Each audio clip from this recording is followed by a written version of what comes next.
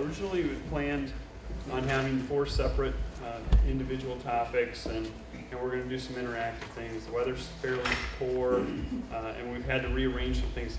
Teresa and I work very close together as my job in administrative services, and I think it's very important for her to have an opportunity to discuss our communication center. And if you haven't had an opportunity to sit downstairs with the people that are down there, it really is an eye-opening experience. I had an opportunity, a few weeks ago to work a week down there, and they do amazing things behind the scenes, downstairs in the basement where nobody sees them.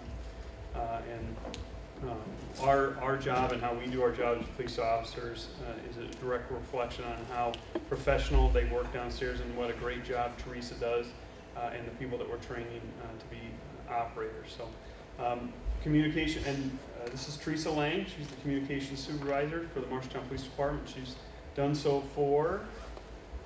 I'm a supervisor for 17 years. 17 years. But I've been here for 23. So. After Teresa gets done talking, we have Trish Tyne from our crisis negotiation team. She's going to have some of our negotiators come here and discuss some of their options. Trish is a fantastic speaker. I think you'll enjoy it. She talks very, very fast. So make sure you slow her down, like she used to.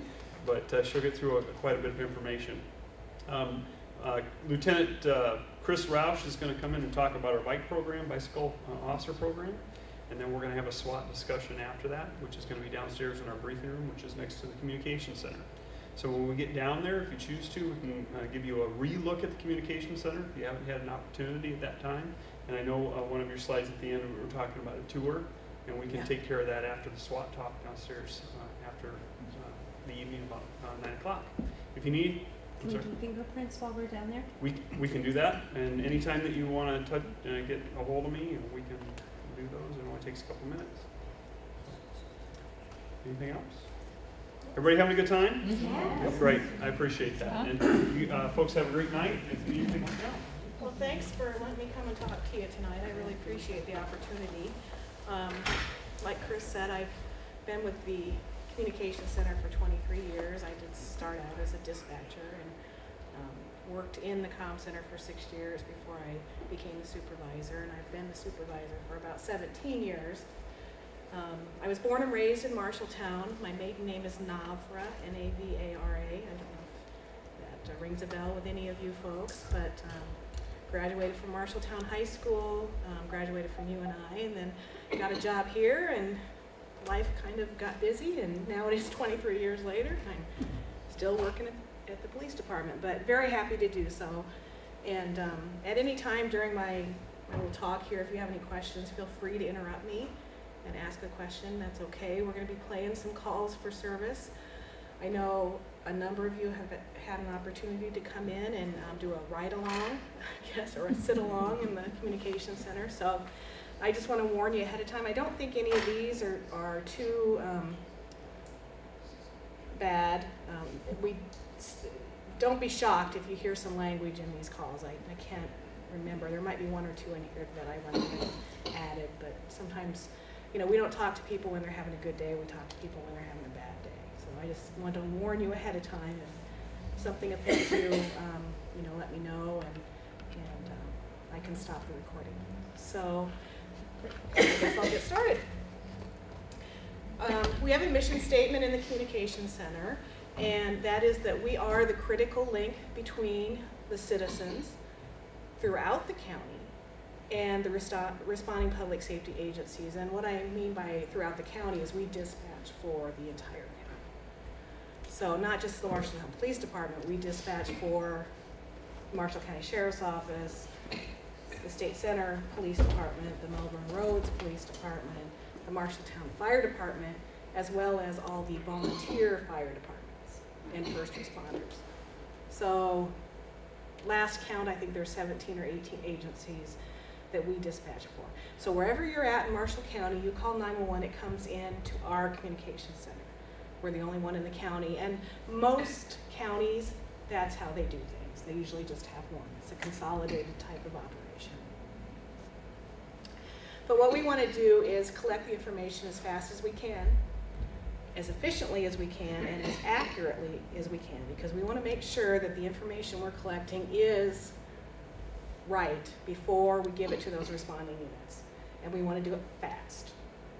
So our mission statement is kind of based around that premise, that we want to make this a safer place in which to live, work, and visit. This is our #1 goal. We dispatch police, fire, and ambulance and rescue services with the least possible delay from the time the request is received until we know the requirements of the call. And our dispatching needs to be consistent. We want to make sure it's consistent every time somebody calls 911. We're getting the same type of service, and we're handling calls the same sort of way and in the same sort of time frame. We don't want to have any delays.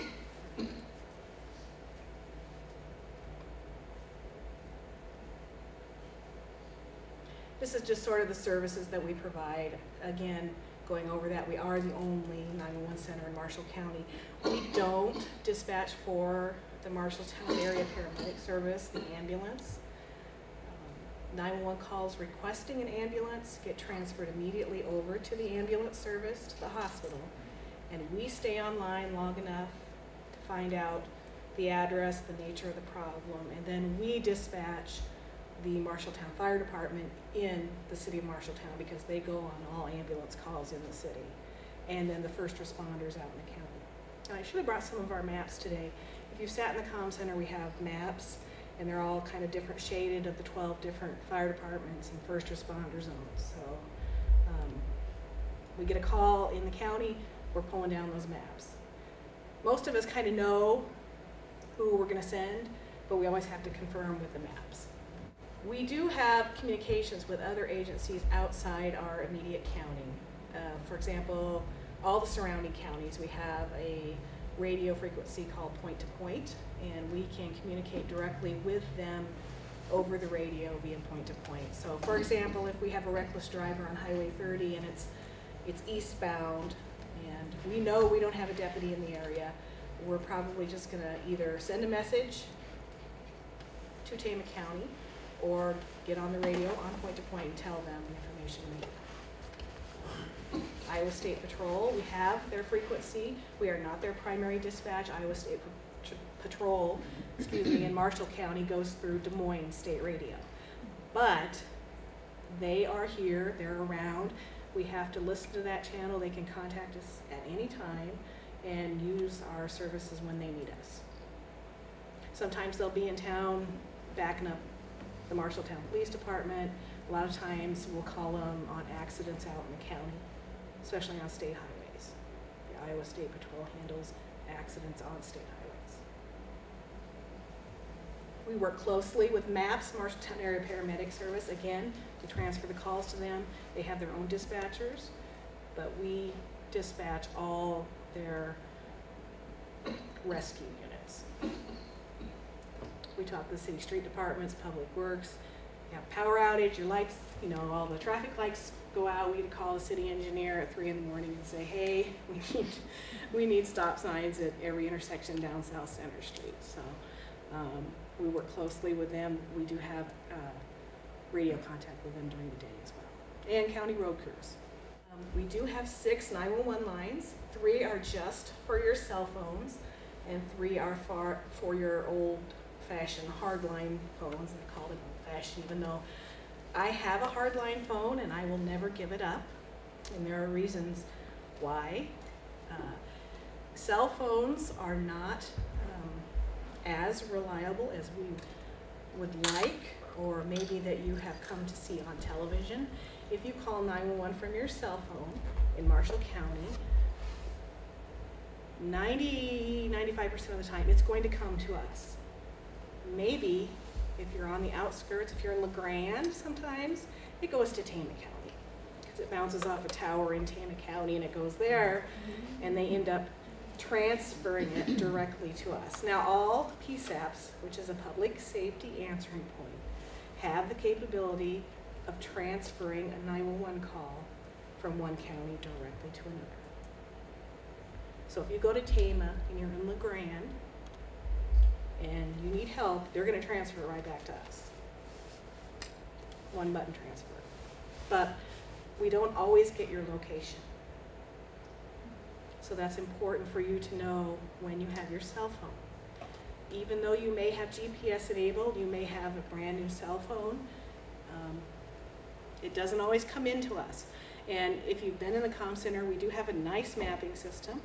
A lot of times you'll call 911 and you'll be on mile marker 10 of 330 and it's gonna pop right up and great. That's when it's working really, really well.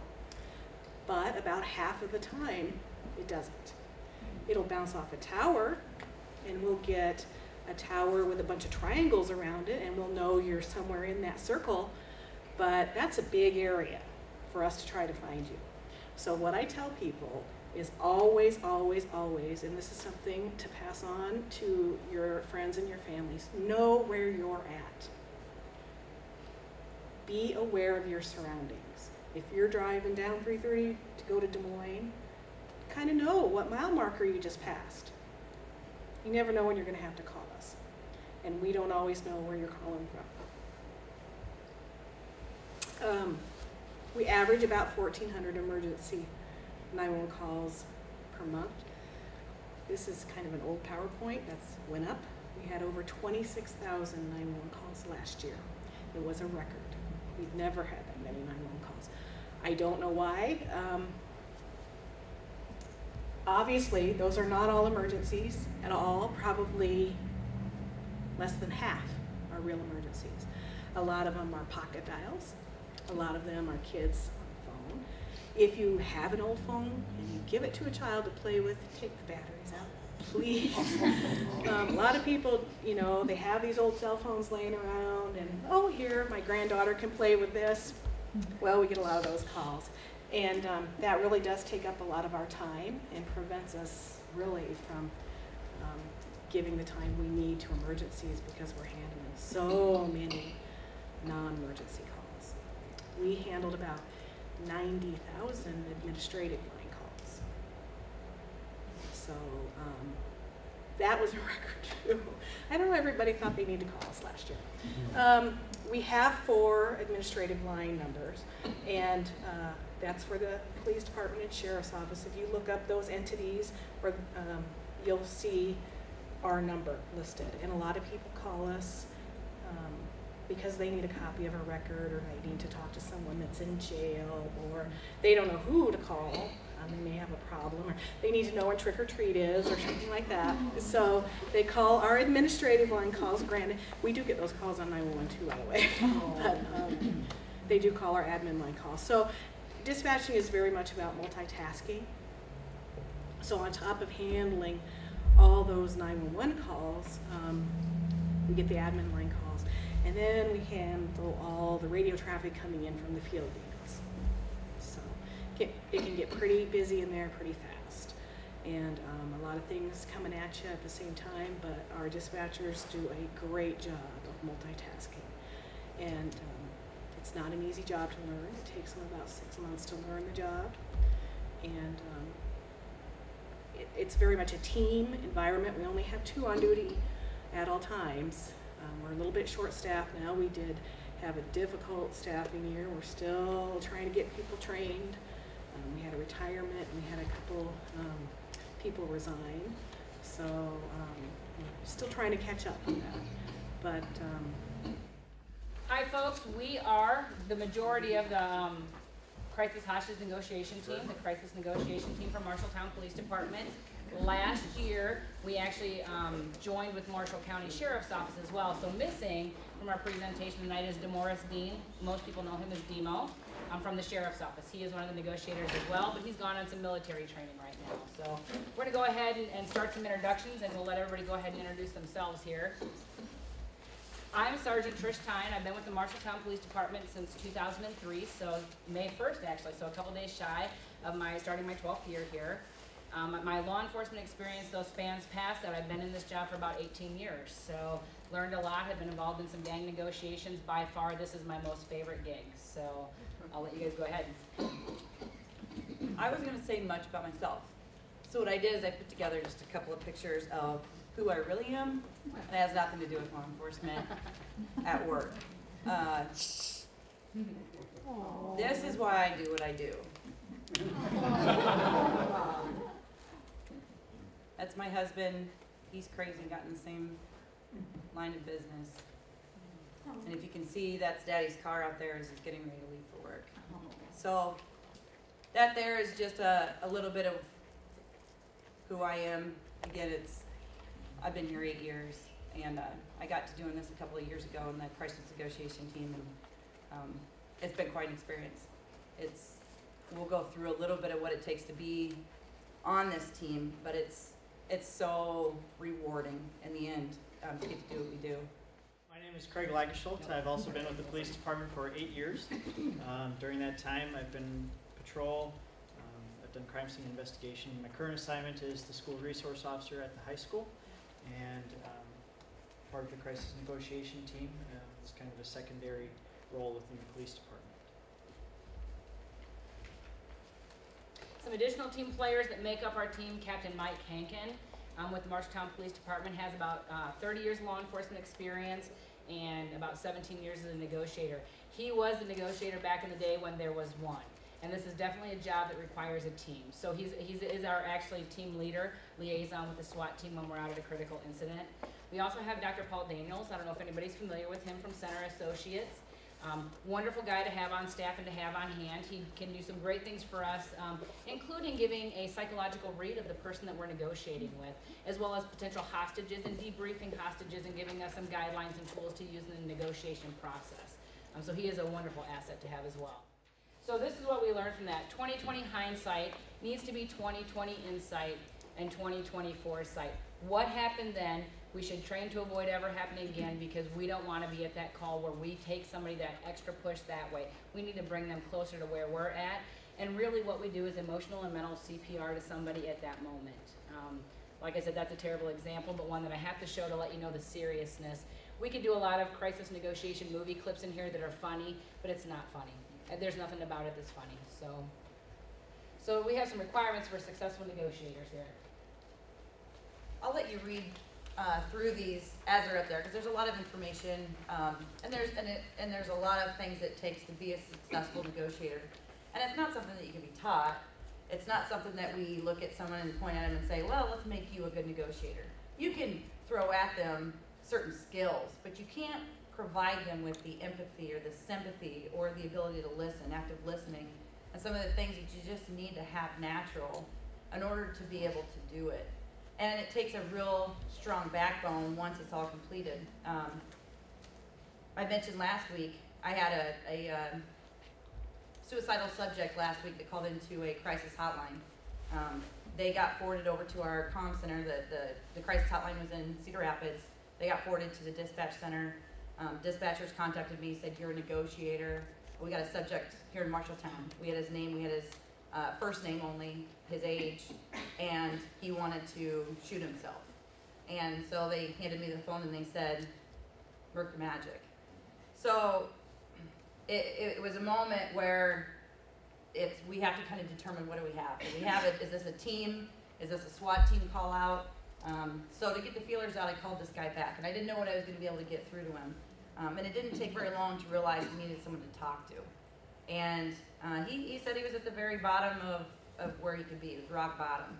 And so I listened, and I was hearing things that he had going on in his personal life, and some things that had been bringing him down at home. And he had mentioned several things, though, that he knew he wanted to live for. He had children. But it's so hard for him to see that, because there are so many things that make him think that he doesn't want to live for that, or that they deserve better. So after about an hour and 20-some minutes, he said, I'm coming out. I'm coming out to you. I trust you. I want to see you. I want to talk to you. I want this to end. You're right, I want to live, but I only want to do that if you're going to be there. So we worked some things out. We had some SWAT team members that were there. He never knew that. He never saw the SWAT team. That's the kind of hidden part of our job that's nice. I did get to be there when he came out, and he walked up and he shook my hand, and then we followed up with a procedure, which is to take him to the emergency room. He got to talk to a doctor. Dr. Van Gundy was phenomenal with him. And he was going to go get some treatment that he needed, but he ended it with, can I have a hug? And he said, you saved my life, and can I have a hug? And he called me back the next night, and he wanted to thank me again and said, I didn't want to live last night, but I want to live now. And he said, and I don't know how I'm going to feel tomorrow, and I'm hoping everything's okay from here on forward, but I want to thank you, and I trust you, and I know where to find you. And so that was kind of nice. It's like that end result to thinking, that was tough. But I was mentally exhausted. That started at the beginning of my shift, and at the end of my shift, I was like, I was out. I mean, I thought I had just put in 8 hours. I just felt like I was exhausted.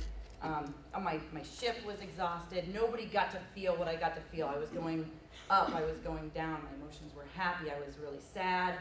So, like I said, it takes a really strong person, because when you go home, I called Lagerschult the next day, and I was like, God, I gotta talk to somebody, I gotta tell you what happened. I called Trish right after him, and I said, hey, I need to debrief with you. I need to tell you how things went. I need to get this off my chest. And then it was done. We got it done. We all talked through it. There was kind of that warm feeling like, hey, we saved somebody, you did good. And so we move on. And you know, it's nice. You move on, and you're healthy over it. So again, you can kind of read a lot of these things that it takes to go through and actually be a successful negotiator. And I'll tell you, my personal experience is listening and being empathetic and the trust. There was so much trust involved in that. When he said, I wanted to come out to you, and there was a sergeant that was there saying, no, I don't really know, you know, I really don't think that's safe. We gotta look at both sides of it. I see what you're saying, but man, this guy is really ready to come out. Do we not want him to come out, you know? Let's make it safe so that I can be there. So we did just that, and that's why the SWAT team was involved in as well. There was the safety aspect, but I was able to be there. Basic communication skills. The thing about it is once we can reduce this call for service, anytime, no matter what it is. I mean, we take this back into every call that we go on. If we can successfully help you now, then we're gonna reduce the calls that we have to keep coming back over and over and over again. The thing is, sometimes you see law enforcement, and our idea is we're going to show up and we're going to handle things really quick because we're solving this temporary problem. But for us, it's probably not temporary because we're going to come back tomorrow. We might come back on the night shift, and we might have to keep dealing with it over and over again. So is it really temporary, or is this a long-term problem? So the more you realize that time is on our side, then we can stand there and we can figure out the information we need, and we can transfer that into saying, let's find our long-term goal. What's our long-term solution? Where are we going to go with it?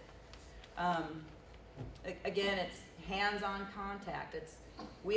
Everybody's got some experiences, so we use our experiences to talk to these people and say, I know how you feel. You know, respond calmly, using our active listening skills. A lot of that stuff is the most important thing that you can possibly have. We also work in conjunction with the Iowa State Patrol and other agencies that are all certified through the same company. So when we learned how to be negotiators, we all went to the same school and we went together. It was nice because we're this team that we know where our strong points are. We know what we're good at. Some of us are a little bit different negotiating. And the thing is that when we deal with people, we don't know who they want to talk to and who they don't want to talk to. So you have a female who's really, really frustrated and with her partner. Maybe he cheated on her. You know, and then we have to look at that and say, man, right now she wants to talk to another female. You know, she needs someone to lean on, and maybe it's going to be a female. At that point, we would put Lagerschult in another position, and he would be involved, but he's not going to be the one actively negotiating with this female. Vice versa. We get a male who is absolutely, you know, does not want to speak to a female, and maybe she wronged him in the past, or maybe it's his mother, or maybe it's something that has to do with the female, and the last thing you want to do, or maybe he just doesn't respect females. But there's something, you're not going to put a female on the phone then and start giving the listening and all this stuff, because maybe he's not going to buy it. He's not going to buy into what we have to offer because of the gender, maybe. Or we get military men sometimes. I don't have any military background. None of the three of us have military background. So we have to, you know, we have officers that have military background. What do we need to know from them? What is it that we can ask this guy and can't ask this guy? He's going to have triggers that we're not aware of. So the thing is, we just have to know what our resources are and be able to use them. There are incidents that can go on for days and hours. Again, it's mentally exhausting, and I think we cover this in another slide a little bit. But the mentally exhausting part of it is we all have to be able to interchange into different roles. So if I'm tired of talking and we can successfully pass this on to another negotiator, we will. Okay. So we all have to be able and available for call-outs, and they will call us out minimum of 2 when there is a call-out, and the mental emotional preparedness of being ready for this call is the most important thing. When we're coming in, we can't anticipate what we're about to say. There's nothing that is going to be able to tell me ahead of time what to say. It's going to make this guy come out. It's all going to have to happen up here at the moment. So you just have to be prepared. You got to be ready to just say what it is that you feel and really listen to what it is that they want and how are we going to get them what they want. So We mentioned that we're part of a team, the different roles that we have within the team. The first one is the primary negotiator. They're the ones talking on the phone to the hostage taker, a barricaded subject, suicidal person, any of those kind of roles. The secondary negotiator is listening and at a moment's notice can take over where the primary negotiator left off. They're there to be listening to what's going on, documenting that, providing encouragement for the negotiator, because like we said, it's mentally draining. So when that phone hangs up and you're feeling defeated, that secondary negotiator is there. They heard everything that's going on, and they can remind you what progress you made, what things are good triggers for this person, what things you want to avoid and not bring up again. Next role is scribe recorder. They're taking the notes. They're recording everything that we're doing, everything that we're saying, so we can document that in reports at a later time. The intelligence officer, they're there to get intelligence about what is going on, who the people are that are involved. So that can be, if it's one person that's suicidal in their own home and they're the only ones there, we're trying to learn about them. I'm trying to learn about what's making them feel bad or why they're at the point that they are. Maybe they've lost their job, issues with family, things like that. If we're in a hostage situation, then they not only want to learn about the hostage takers, but they also want to learn about the hostages. The reason for that is to see if there's any kind of connection between the two, okay? To see if that there's some kind of specific person that they're after, and everybody else is just kind of there and got caught up in the wrong place at the wrong time. And then the liaison with the command and SWAT, and that would be, like we said, our team leader, Captain Hankin. He tells the SWAT team and the other incident commanders what we're doing, what kind of progress we're making, or if we're not making progress. And he's the one that communicates with them and what their ideas and what their recommendations are with us, and vice versa. It can be a very important position because when we're on the phone, we don't want to have any other kind of distractions. So their primary job is to make sure that when we're on the phone, nobody else is trying to interrupt or trying to talk to us. And cops have a tendency to, everybody wants to get involved to try to save the day like that. So their job is pretty important to keep everybody else out. We already mentioned that we work in conjunction with other units. The SWAT team, Iowa State Patrol, are all the State Patrol. If we need somebody to jump in for us, like I said, we're trained in the same system. They can jump in like that. And the SWAT team, we need communication with them and how we execute a plan, like a surrender plan if they're coming out, or if we need to deliver something, like if they've made a demand, they want pizza or something like that. How do we get that to them? They're the ones that deliver that, not us. We stay on the phone. So we have to be able to come up with that plan together. And then we also work with detectives or other officers if we need to. We have to secure the location that we're at to make sure that everybody's safe. And detectives, if we get anybody out, to be debriefing the hostages. Debriefing, what did you see inside? What did you hear? What's their mental state like? Are there any weapons? Where are the weapons? Where is everybody else located? And things like that. So the types of calls that we respond to. A planned operational scenario, planned scenario. Okay, that's where a criminal is like doing like it says there, hostages in a big score or a heist, a bank robbery, and they're going there at a very busy time, going to use hostages as a means to make sure that they're able to get out. Okay, or the ideological hostage, that would be kind of like your terrorist or your political agenda. They want to make a statement for political reasons. Or the miscalculated robbery. They go in there trying to commit a crime, all of a sudden they get stuck, can't get out. Their plan has gone out the window, and there's other people that happen to be in the wrong place at the wrong time. Other types of situations that we've gone on, we have a high-risk arrest warrant, or that we need to find somebody. High risk meaning it would be dangerous for us to just go up and knock on the door, or go inside, send the SWAT team in even to go in and get them. We would coordinate with the SWAT team. They would be in position ready to go, but we might be called to make that contact over the phone and try to convince them to come out to us in a much safer way. Other types, a domestic crisis, husband and wife get into an argument. Husband gets so mad he grabs a gun, barricades himself inside. The routine police encounter. Maybe doing a bar check, and we find somebody inside the bar that's wanted. We get into a fight with the police officer. The police officer gets knocked down, and now the person doesn't know what to do. Backup is coming, and we're in a standoff. Mentally disordered hostage taker, or some kind of mental disorder. They may have some kind of psychosis or neurosis that they're seeing things and have taken a hostage because of what they're seeing and how they're interpreting their world. So, some major concerns that we have. Like I said, our intelligence officer trying to figure this stuff out.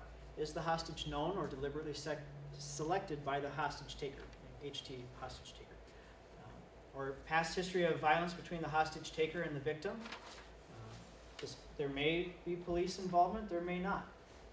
So our intelligence, we're looking at not just our records, but we'll be looking at any kind of social media sites, any kind of information that we can find on anything that we know, to see what kind of things we can learn about this person. Past history of impulsive or aggressive acts, multiple life stressors, like we said. Maybe they're having trouble with their wife, they've lost their job, things with their brother isn't good, or so all of those things, multiple stressors piling up to make them, or to get them where they are. We want to try to learn about that, so again, we know maybe things to avoid or things that we can bring up. If they don't have any kind of support, that can be important, so we need to get them hope and let them realize that there is support out there for you. Or their cultural background. There are many cultures that would rather, or that promote suicide as opposed to bringing shame or losing face. So we have to sometimes work around cultural issues as well. Mental illness, if there's any of that diagnosed. If a person expresses hopelessness or helplessness, that gives us a clue as to where they're at. Again, what can we do to give them a little bit of hope, to get them not all the way better, but just to get them thinking a little bit ahead, get them through to that next day, like Casey was talking about. If they have verbalized intent to commit suicide or verbalizing the will, if they're not really making demands, no demands, again, if they're making demands to us, that tells us that they're thinking ahead, that they're at least processing, planning a little bit, and not just totally defeated. If there's any kind of direct threats to hostages or direct action to them, like firearms or discharging of firearms, that's a major red flag for us. We may have to change our plan and go to a different tactic, possibly involving the SWAT team. All right, getting into specifically suicidal subjects, a lot of the same things that we just talked about apply, but now the target is themselves. So if we know of any previous suicide attempts, we need to know that, know how those went, and what can we do differently this time. If there's any history of violence, again, multiple life stressors, lack of support, pretty much same things. Again, if they're threatening themselves or injuring themselves, we have to take a different tactic. We don't have time to talk if they're actively hurting themselves. barricaded subjects, those can be difficult to gather intel on, especially if they've barricaded themselves. We can't see into the house. If there's no other source of information for us for people coming out, and it can be difficult to find family, especially if they're the only ones here in town. Impairment, so maybe that means not just their psychological state, but their physiological state. Have they taken any drugs, or are they under the influence of alcohol? That makes things even more difficult for us. The initial crisis response, the subject's contained. We make sure the perimeter is secured, both the inner and outer perimeter. We call in the SWAT team. They're contacted just like we are for call-outs. Their intel gathering starts immediately right when we get to the police department. And I'll tell you what, social media is phenomenal when it comes to intel gathering. Because if we want to know more about this person and kind of the insight to how they feel, everybody airs their dirty laundry on Facebook. We know that. So we go there and some other places to look to see where can we get the most information. We control the scene, so you may see blocks that are blocked off, chain of command's notified. We respond immediately, we meet, we get our vehicles, we gather our equipment. We have a ton of equipment, believe it or not, for the three of us. We have throw phones, we have notepads, we have things that we have to carry. We've got to make sure we have our radios charged up. We have cell phones. I mean, you name it. We are all walking out with our hands full, and we're trying to throw things into a large vehicle that we use when we're negotiating. And the three of us always have to fit in a vehicle to negotiate. Not easy. Basically, when we talk to somebody, our initial response, we introduce ourselves and our statement of purpose. We always inquire about the medical needs. What do you need? Are you okay? Can I get you an ambulance? Is there anybody else inside that we need to call medical for? Can we get them help? We speak slowly, we speak calmly. Again, we have to minimize our background noise because we always have someone in our ear going, what are they saying? What are they saying? Are they going to come out? Did you ask them to come out? And so we have to make sure that we're trying to, these people, if whoever's the primary, the other ones are containing the people that are trying to get as much information from them as they can. We ask them what they want to be called. What can I call you? It's not necessarily their name. And I'll tell you, it's not often their name. And maybe if they get comfortable, they'll even give you a nickname. If they give you a nickname and their name's Steven, and they want you to call him Steven, you probably haven't connected that point at some point. If they say, call me Steve, you may be making progress. That you might be getting through. So we adapt the conversation to the quality of what they want. We be supportive. Again, you can kind of read through some of these. We are compassionate. The things that we certainly avoid: arguments, power plays. When they ask for something, we almost always try to never use the word no. We don't like the word no. What we try to do is we try to minimize what it is they're asking, and we say, yes, but can we do this, this, this, and this? I like what you're saying. Can we do this, this, this, and this? I see where you're coming from. Can I help you get this, this, and this? So we don't like the word no, and they don't like the word no, because the last thing they want to hear on the phone from somebody that they don't know is, no, you cannot do this. Because what are they thinking? Oh, yes, I can. Who's got the power? So, again, active listening. We deal with demands. Some are not negotiable: weapons, alcohol, and drugs. If they're asking for drugs, we will not give them drugs. If they're asking for alcohol, we don't want them impaired. We're trying to get through to them. We don't want them impaired. And again, weapons. If they're asking for more ammo, more guns, we would never give them any more of that. Again, we're also dealing with deadlines. Deadlines are important. The hardest ones are the ones that they want to count down. If they're giving you a demand, you don't know what's going to happen when they get to zero. So we're doing everything we can to counter the countdowns. There's signs of progress. For us, there's signs of no progress. Again, there's the point where you're just not going to get through. There's a point where there's no rapport, and we need to know that. We need to know when things are going to that point, because when they're going to that point, chances are this is going to become tactical. We do everything we can to negotiate this out, but there's just going to be times that there's no negotiating, and then we have to take a different approach, and the new approach will become more of a tactical intervention. Keep going. Surrender. There are 4 options: escape, surrender, suicide, homicide, and you'll see that they end. And we can never predict which way it's going to come out, but it does end all those ways. We talk to SWAT beforehand to determine what are our plan for each. What happens if someone escapes? What happens if there is a surrender? Where are they going to come out? What if we hear shots fired? What's our next plan? So we take our time. We discuss what we want them to do when it comes to surrender time. or if they're going to put one of their hostages out, we want to know exactly how they're going to do that. We don't want one coming out the front door and we don't know who are they. We don't even know who we're talking to on the other end of the phone half the time. So is the person that just came out the front door, is that one of our hostages, or is that one of our hostage takers? We don't know who we're dealing with.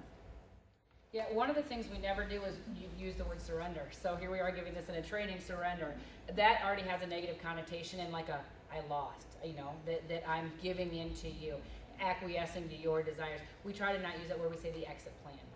So the exit plan is, and we go over it 3 or 4 times, and then we say that back to us exactly as you heard it to ensure there's no miscommunication, because the last thing they need is surprises. If the SWAT team is surprised when they come charging out the door, this is going to end ugly for everybody involved. So we try to have 0 surprises at the very end.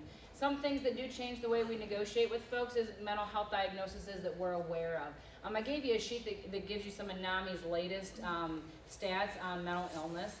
Like 1.1% of Americans live with schizophrenia. And you're thinking, 1.1%?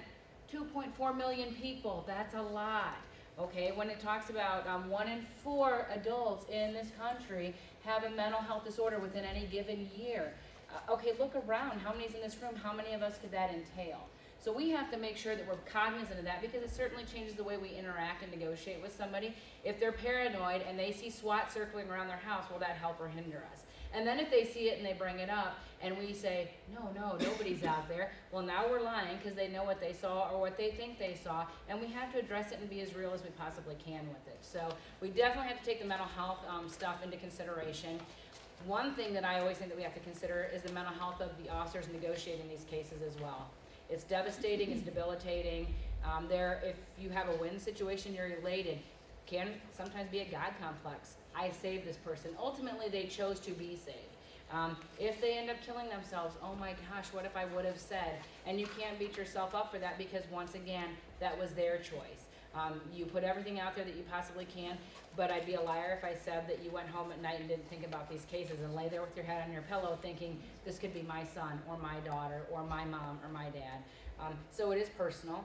So we do have to worry about every critical incident where we're negotiating is a traumatic incident.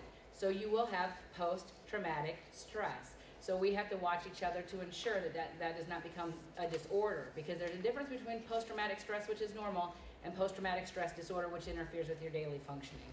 And so we have to be cognizant of that. Well, how many weeks have you already done now? We are in 7. 7. How many more do you have left? 3. All right.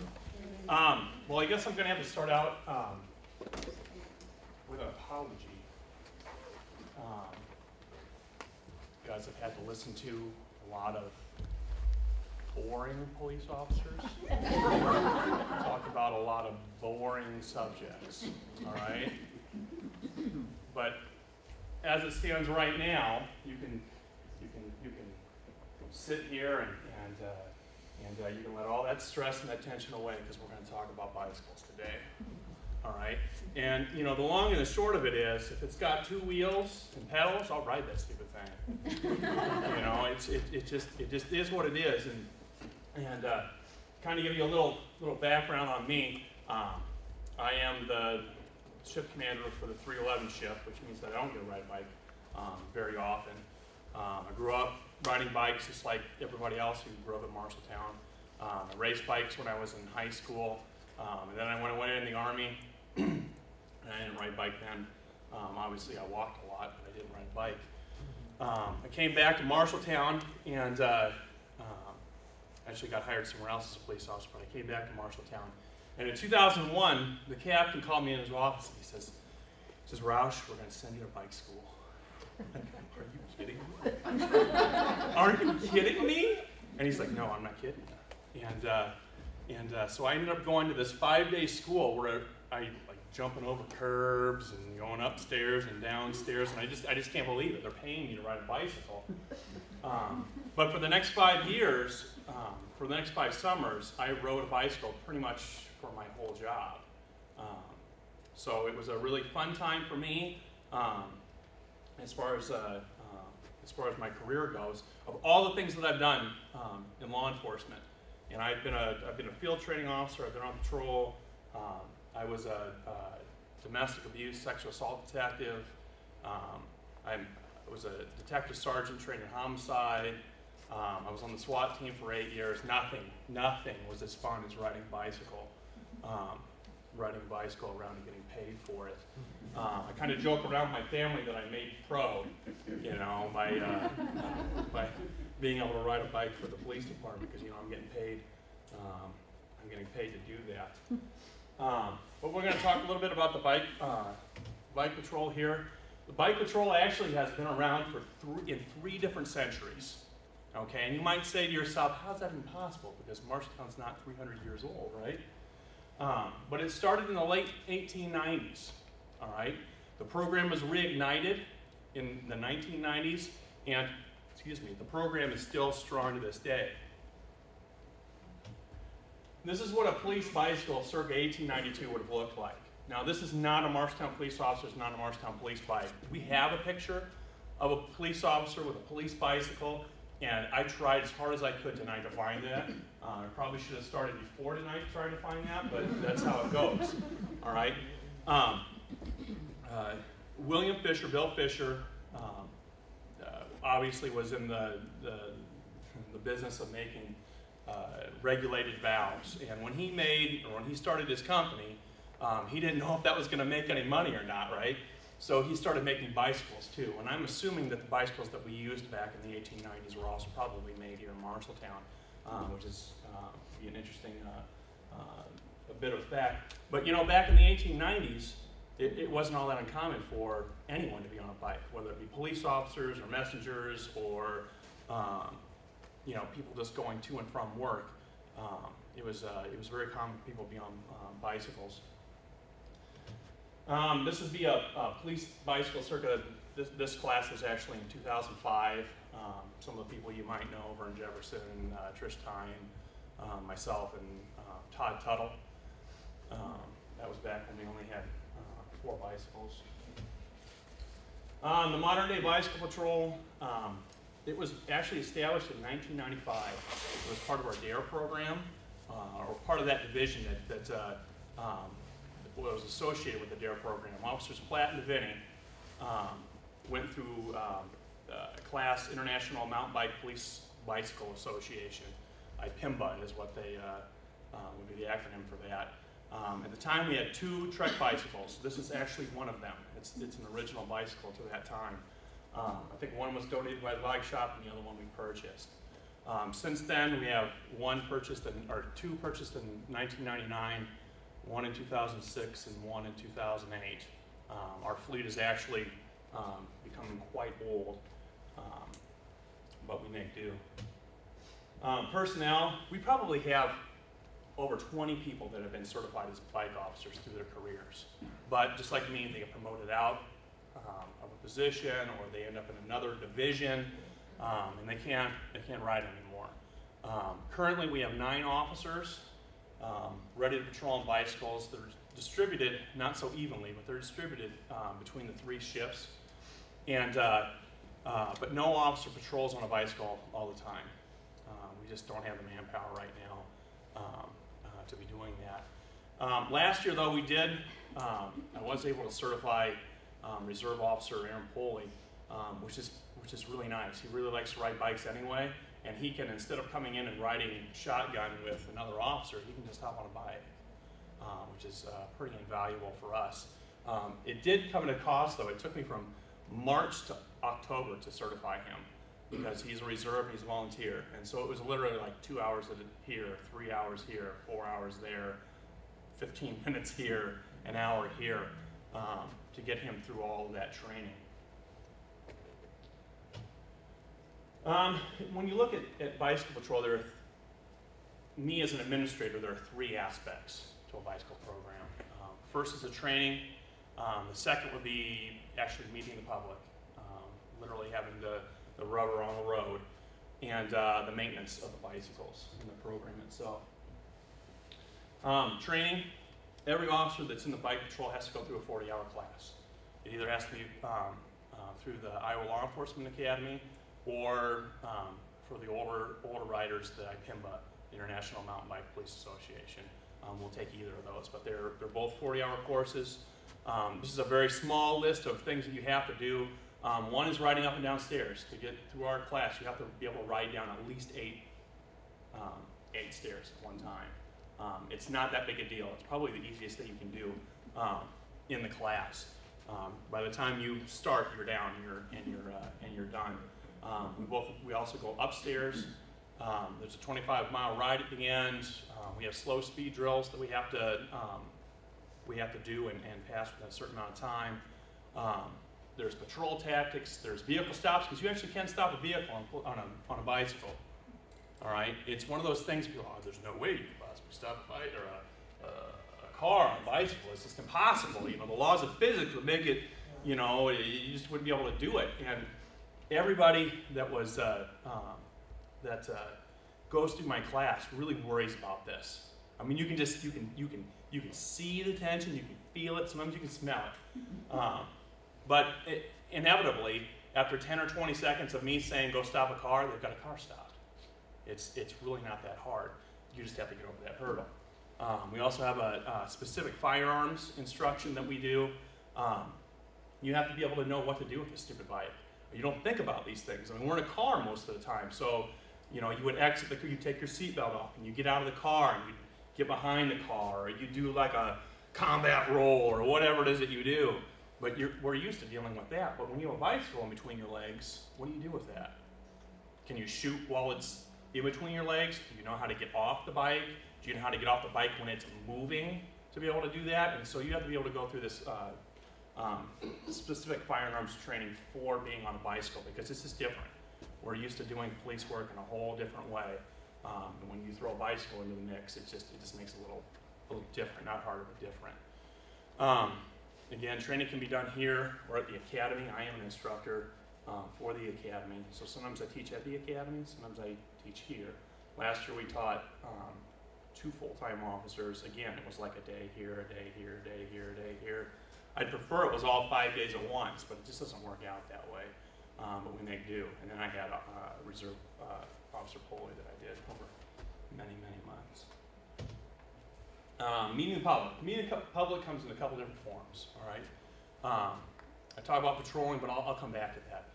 We have community policing, all right? I have a little softer uniform on right now, all right? I have a big problem. I'm 6'1". I've lost a little weight, but I used to be about 250 pounds. And I'm just not the most approachable guy in the world. I have a pretty straight face for the most part. That's just who I am. Doesn't mean I'm mean or looking to hurt anybody, but I mean, a lot of times I'll have this straight look on my face. And so it might be a little hard for people to come up and talk to me. When I'm in a uniform like this and I've got a helmet on and I got my glasses, nobody has a problem coming up and talking to me. All right, it's just a little bit of a barrier taken away. You're not in the car anymore. The car itself is a barrier. Sunglasses can be a barrier. You know, there's just a whole bunch of things, but that softer uniform usually makes it a little easier to get into an area. And you know, people will come up and they'll start talking about bicycles. I brought the bicycle in for like half second here, and you were asking me how much it weighs. People ask me questions about the bikes just like that, and now we're talking. So it really does allow us to get into things that we wouldn't normally, just even start a conversation. Public speaking, that's what we're doing right now. All right, but it gives me an outlet to be able to go and talk to people. All right, 2 things that people like the most about police departments: dogs and bicycles. All right, one is your best friend, and then I won't say anything bad about the dogs. All right, but people like that, right? It's very easy to get those speaking engagements. You show up on a bike, and it's just real easy to be able to, again, talk about the issues that matter, but sometimes getting the conversations a little easier when you have the bike and you can kind of talk about some other things. All right, which brings me to patrolling, because a lot of people think, in the police community and outside of the police community, they think, well, you got a cop on a bike, right? So what's that good for? Well, we got parades, and we've got those kindergartners we got to talk to, and we've got a public speaking thing that you need to do, and everybody thinks about all the different things that we can do, you know, that require having a soft uniform on stuff, and it's very important stuff, but a lot of people don't think that we can be effective on a police bicycle. And I would argue that we're actually 3 or 4 times more effective than an officer in a car. I had several instances. Sergeant Tuttle, first time that he was on a bicycle, he stopped like 2 cars, got 4 arrests, 6 tickets. He found drugs and I think some money. He was actually working so fast that the officers were getting mad at him because you can't transport on a bicycle, right? So it creates work for the other officers, all right? And another time, Officer Hillers, the very first time that he got onto a bicycle, he stopped a guy on a bicycle that he would have never stopped in a police car or never even thought to stop. The guy had like 4 ounces of meth, 4 ounces of meth on it, in this big, huge, like sausage-looking thing, and like it's wrapped in grease and multiple to keep the dogs from smelling it, you know. But you know, you just make those contacts that you wouldn't normally be able to get. You know, I saw on Facebook the other day. I guess I didn't see it. One of my friends saw it and kind of took an image of it. But it was one of my officers making a traffic stop, and somebody on Facebook was like, "Really? Is that what MPD cops do?" And I said, "Well, what do you expect us to do? You're going to be on a bike. We're going to be pulling over cars. We're going to be doing our jobs. We can do everything on this bicycle that you can do in a car except for transport prisoners. All right? And if it really comes down to it, we got the handlebars. You know." Maintenance. All right, I just read a blog just 2 or 3 days ago, and this lady was riding her bicycle in Portland, Oregon, and this bike cop comes up next to her, and he's got this big grin from ear to ear, right, because he's riding a bike for a living, and she can't help but notice that the bike is just squeaking and squawking, and it's in terrible shape, and the officer's like, "Well, yeah, you know, this is actually one of the better ones.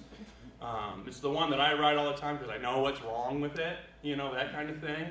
And this particular friend that shared this with me was like, "Is this how it is? Is this how, you know, the bikes are for most police agencies?" And I would say, no, not for most police agencies. Portland's obviously a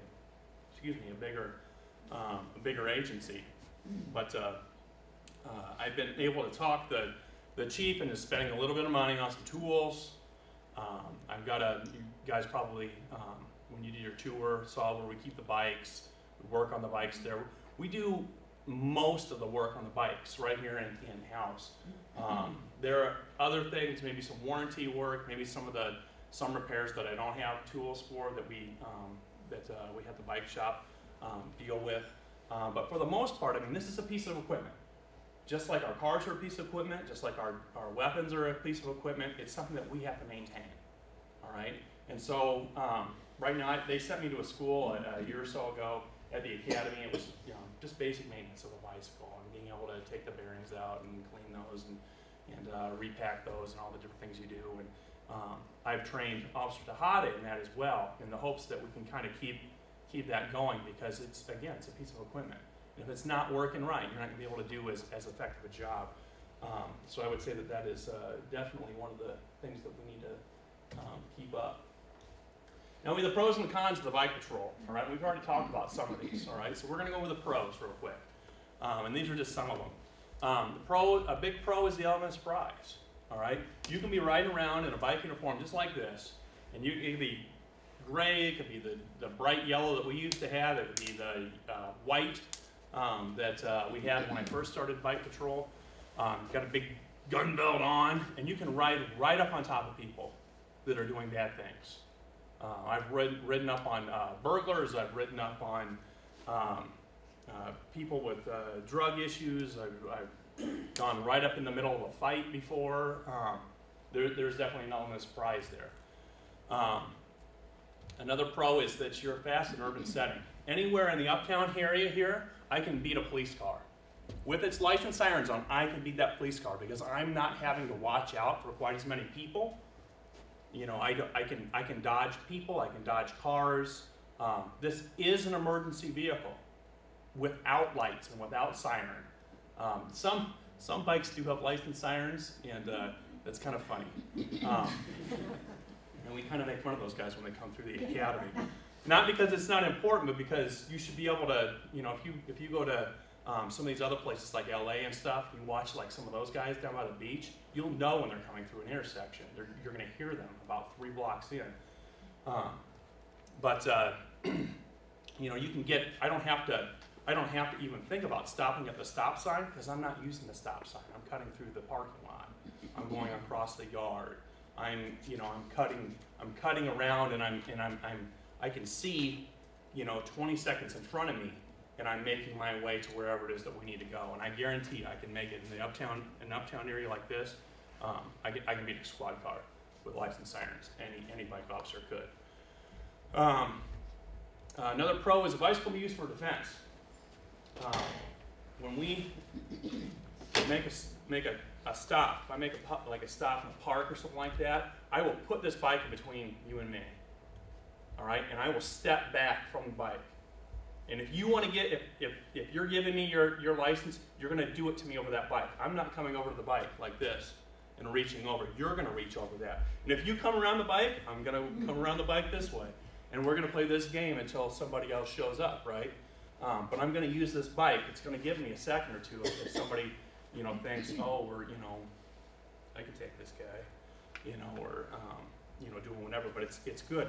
You know, you can also, you know, you can use it as a weapon. You can actually push people back just by doing this. You know, a lot of people that don't be hit by a bike. So you can control crowds. I have a video from Chicago where this is what they were doing for a demonstration, like a G8 conference or something. But they just had bike cops, and they just had a big steady stream of bikes, and they were just kind of picking up. And if someone came in, they would actually use the bike to kind of do this, kind of push them back, and it's quite effective. An officer can use more senses rolling on a scene. Obviously, you can hear a lot better when you're not in a patrol car. If you're talking about something like a meth lab or something like that, you probably smell it better. You can see better, not having all those blind spots in a car. You're at one with the patrol. You just have a lot more going on for you. We've already talked about the softer uniform helps with public contact and public perception as well. Again, we have these big dark uniforms, you know, and we got guys getting out of, you know, cars, and, you know, they show up at a scene, you know, and they got their arms crossed or, you know, hands in front or whatever. It's usually not a very inviting situation to be in. Another pro is fitness. I mean, when I was doing this for those 5 summers, I was riding my bike. Wasn't on it for the full 8 hours. But I mean, I was probably doing 40 or 50 miles, you know, over that whole 8 hours. You know, some of it in some of the extreme heat, and some of it, you know, in the not so extreme heat. But you're burning a lot of calories. Your cardiovascular fitness is quite good. I can remember going to it was the day actually that Jeff Clement took the home run record, and the only reason I remember that is because I was at the baseball diamonds, and we got a call of an assault call at the Colonial Inn on Iowa Avenue. And so I used to make a game of trying to get as far away from the police department as I could on my bike. So I went, and I made a game of trying to beat the squad cars there. And the officer that was taking the call was right in front of me, and he turns into the Colonial Inn, and I'm right behind him, maybe a couple hundred yards, and I see him get out of the car, and I'm like, he is totally surrounded. This is not an assault call. It's a fight.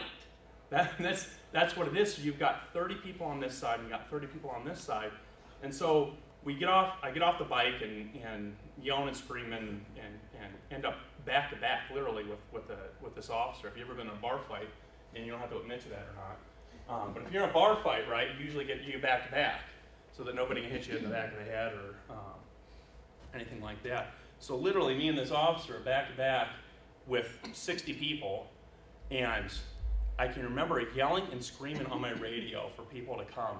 And like, I couldn't hear any sirens. And you know, time kind of changes when you're in that kind of stress.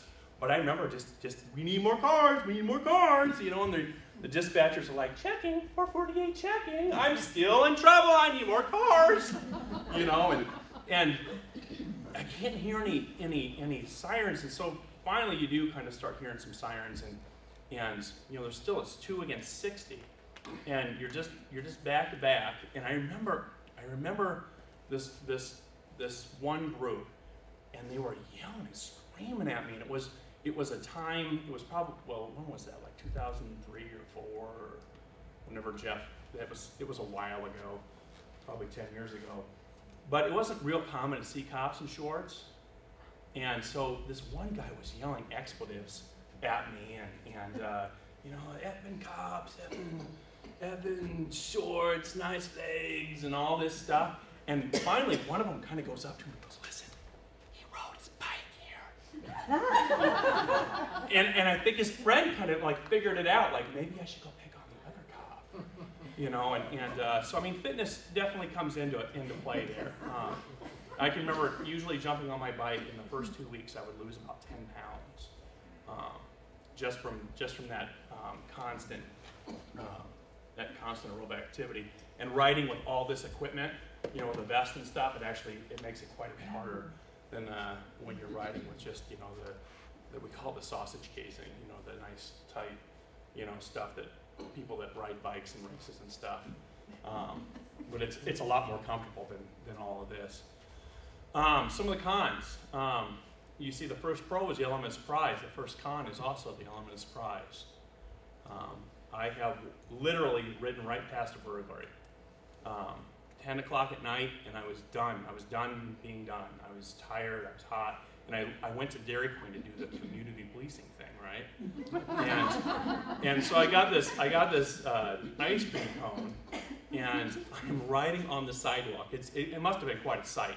It's 10 o'clock at night, you got this cop on a bike, and I'm licking this ice cream cone, and I'm on the sidewalk, and this guy comes bumbling out the back of a house, falls down the stairs, and I'm like, that's weird. And so I kind of like ride around the corner, and I'm still licking on my ice cream, and I go behind this kind of apartment complex place, and people are pointing. They're doing this, and I'm like, what's going on? You know, as I'm eating my ice cream, and they're like, that way. So I'm eating my ice cream, and I'm still heading this way. I look over, and I see this white t-shirt underneath this pine tree. And it's this guy. And he had like broke into that house, and somebody had come to the front, and he went out the back, and he was drunk, and it was very easy to get him to confess to doing that. I didn't have to ask him any questions. But I've had that. I've actually ridden up on guys with two-way radios and flashlights. That was a really big sign in the early 2000s that someone was either burglarizing someplace or going to be burglarizing someplace. We've had officers write up on drug deals. And the big problem with that, you would think, well, that's really great. We've just made it to rest. The big problem with that is that you have that fight or flight. And so all of a sudden they think it's just a guy on a bike, and then they realize this is a cop, and we're within 5-10 feet of each other, and it can become a real problem. So you have to be very, very careful about where you're at. There are times when you need to make yourself visible. Another con is we can't transport prisoners. I've told my guys when I train them that sometimes the best course of action is to have the officer bring them up to the police department, and then I'll get a car and I'll take them up to jail, because literally it can become, a really big problem with the officers having to clean up your mess. So we try to mitigate that the best we can. Another con is there's no car to hide behind. The most bulletproof part of this bicycle is the bottom bracket axle. And the last time I checked, and believe me, I have checked, I am not a Jedi. All right? And there's no way that I'm going to stop a bullet with that bottom bracket axle. So it's very important. It could be 1 billion degrees out and we're still wearing vests. all right? Because we don't have that car, we don't have that big engine block to hide behind. We teach our officers that, you know, when they get off the bike, where, if something happens, where are the first two places you could go? Sometimes it's the gutter, sometimes it's that tree, sometimes it's another car, but you have to always have that soldier of fortune scenario in your head, that if something goes bad, where am I gonna go? There's also no car to mark position. If I go out with a person in an alley, I have to be really, really good about telling everybody where I'm at, you know, and alleys can be difficult, you know. I'm in the alley, you know, in the 100 block of North Center Street, in between Center and First Avenue. And so they have an idea of where we're at, because I don't have those big top lights. When the officers get into the area and they see the top lights, a lot of times they know, okay, well, that's where the officer's at. Well, I don't have any of that. So I have to be very, very careful about my position, letting everybody know where I'm at. And I need to make sure that I'm not placing myself in an area where they wouldn't be able to see me. If I see headlights, if it's night out and I see headlights coming towards me, I will shine lights at the cars, even if they're not cops. You know, you just don't know who they are, but you want to be able to have people know where you're at. And the fact that we just don't have any lights, it's a, you know, black bike, can make that really hard. Another thing is you only have one radio. When I started policing on a bicycle, cell phones were common-ish, but not everybody had. I most certainly didn't have one to walk around with when I was patrolling, and I wouldn't have put it in my gear like I do now, which is kind of funny because my phone didn't cost quite as much as it does now, and I couldn't not bring it with me now. But I only have one radio. One of the things that you have to try and make sure is you have a second battery with you, because you don't have that car radio to kind of go back on, which can be kind of a, like I said, it can be kind of an issue. Equipment, obviously we need a bicycle if we're going to be on bicycle patrol. These bicycles are actually police models. There's really nothing special about that. It means it's made for police officers, which means that it's thicker and heavier because we break things. Like I said, this bicycle is one of the original ones, and it's from 1995. It's the bike that I've always ridden. A lot of parts have been replaced on it to keep it functional. But they all seem to work well. They all have headlights and taillights. An interesting piece of trivia is that I don't have to use them.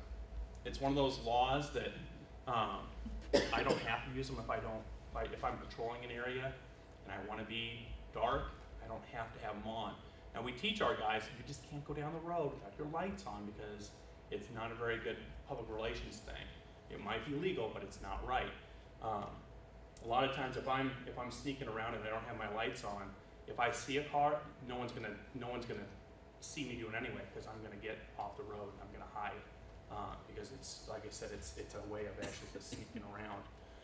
But every bike has lights that you can see 300 feet to the front, 300 feet to the rear, because it's that important. We have helmets. Helmets are like vests. They're only good for about 5 years. And so every 5 years, I need to make sure that all my officers have new helmets. Sun can degrade them, sweat can degrade them, water can degrade them, bad attitudes can degrade them, I don't know. But after 5 years, they're done.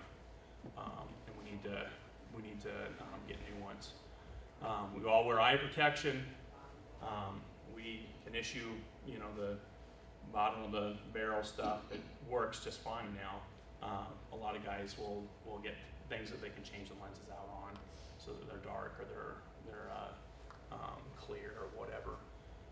But you need to have something on your eyes, especially in Iowa with all the skeeters, you know. When you wouldn't think, you know, cruising down the road at 15, 20 miles an hour, the skeeter could hit you real hard. It hurts if you don't have eyewear on. We also have, you know, these bags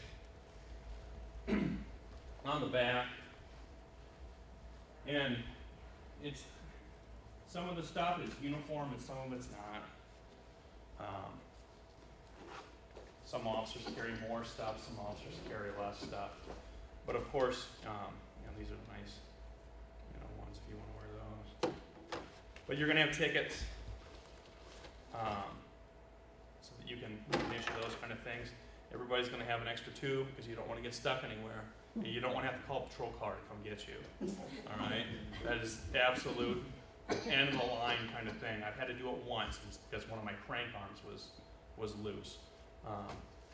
If you have a tube, you need to have tools to get the tire off. We carry those. Everybody has a tire lever, and everybody has like a little multi-tool to be able to loosen or tighten things. You also have to be able to get air into the tire, and so recently these have become actually fairly cheap now. But we use CO2, and so we'll, if I can get it out of here, put a canister into here, screw it down, breaks the seal, and you can fill your tires up with CO2. The thing about that though is I guess CO2 dissipates faster than air does. So when you get back home, you have to take the CO2 out of there and put some dry air in. Other things an officer might carry is a second flashlight, second or third flashlight. There's nothing worse than not being able to see when you're out somewhere. You also need to bring water and food. If you're going to be riding a bike, even on and off for 8 hours, you have to bring food with you. You'll bonk, you'll hit the wall, whatever you want to call it. It'll happen. And so you need to make sure that you have not only have food, but the kind of food that will actually give you energy, that will allow you to perform your duties well. And then of course you need to make sure you're drinking plenty of water if you're riding around, especially in the sun.